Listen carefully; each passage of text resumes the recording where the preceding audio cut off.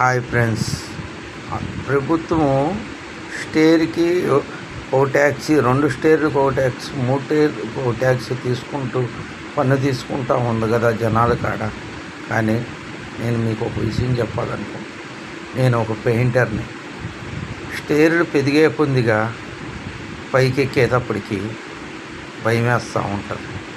ఎందుకంటే ఆ బిల్డింగ్ మీదకి ఎక్కి పనిచేసేటప్పుడు నాకేమన్నా జరిగితే నా కుటుంబం ఏమైపోద్దా, ఎవరు ఆదుకుంటారు? అలాగే ఈ బిల్డింగ్ ఘనంగా కట్టించుకుంటున్న ఆయన ఆర్థికంగా సాయం చేయాలన్నా అది అప్పులు తీసుకొని లోన్ల మీద కట్టుకుంటూ ఉంటారు. కానీ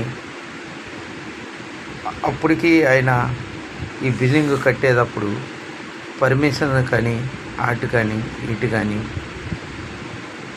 ఎంత అవుతే నేను పెయింట్ వర్క్కి తీసుకుంటానో మొత్తం బిల్డింగ్ వేయాలో అంతకన్నా ఎక్కువే ఈ ప్రభుత్వానికి పర్మిషన్ కింద ఆయన జమ చేస్తాడు. అంతేకాకుండా ఆయన కట్టించుకుంటున్న బిల్డింగు తన కుటుంబం కోసం అనేసి, అంతేకాకుండా ఏదైతే వర్కర్స్కి ఇవ్వాల్సి ఉన్నది అతను ఇచ్చి బిల్డింగ్ కట్టించుకునేటప్పుడు ఎన్నో విషయాలు ఆలోచించుకుంటాడు. మెటీరియల్కి ఎంత అవుతుంది, ఇది ఎంత అవుతుంది అదే.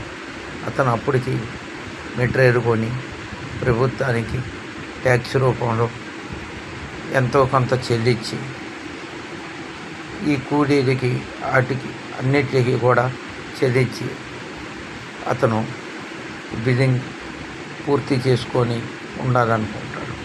కానీ ఈ వర్క్ చేసేటప్పుడు ఏదన్నా ప్రమాదం జరిగితే పెద్ద మొత్తంలో ఇవ్వాలంటే తను ఇబ్బంది పడతాడు.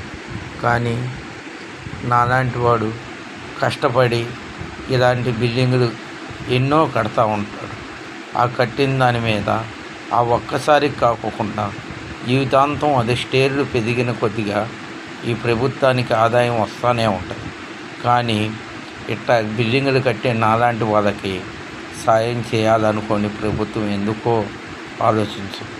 ఎప్పుడో ఒకసారి ప్రమాదవశాతం దాని మించి పడిపోయి జీవితాంతం కూడా కాళ్ళు చేతులు ఇరిగిపోయిన నా సహోదరుని చూసినప్పుడు మరింత బాధగా అనిపిస్తూ ఉంటుంది.